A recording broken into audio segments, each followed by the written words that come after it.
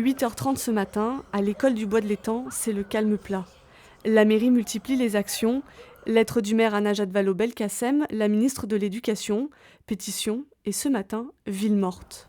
On nous a reconnu 70% de notre territoire est en géographie prioritaire. Mme Belkacem, qui était ministre de la Ville, j'avais plaidé auprès d'elle pour que tous nos quartiers de logements sociaux soient en politique de la ville. Elle l'a reconnu, elle et sa successeur.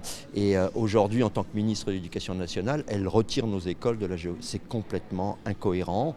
Cette sortie des réseaux d'éducation prioritaire entraînera des augmentations d'effectifs dans les classes, la baisse des financements pour les missions éducatives et des moyens aux enseignants. On a besoin parce que les parents, ils n'ont pas tous les moyens des autres villes. Il y a des mamans, il y a des parents qui ne travaillent même pas.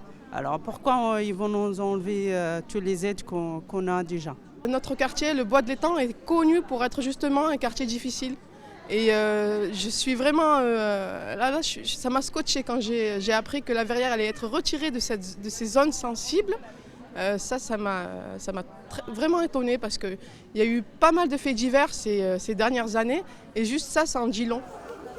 10h, place de l'hôtel de ville. Des parents et des élus arrivent des différents établissements. Du côté des syndicats, on se félicite de la mobilisation. Près de 75% des enfants sont absents. Le collège, lui, n'a accueilli que 10% de ses effectifs. On a un collège qui a une spécificité particulière puisqu'il est à cheval sur 2 communes, la Verrière et le Ménil, avec des spécificités particulières, une mixité importante, aussi bien au niveau social qu'au niveau disparité des enfants. On a des bons résultats, voilà, mais c'est très très fragile et on est vraiment très très inquiets pour la suite si on perd nos moyens qui nous ont permis de remonter le collège qui n'était pas dans cette situation il y a encore une dizaine d'années.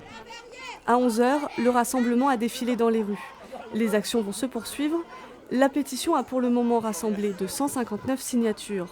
Les enseignants du collège de Champaigne sont appelés à faire grève demain.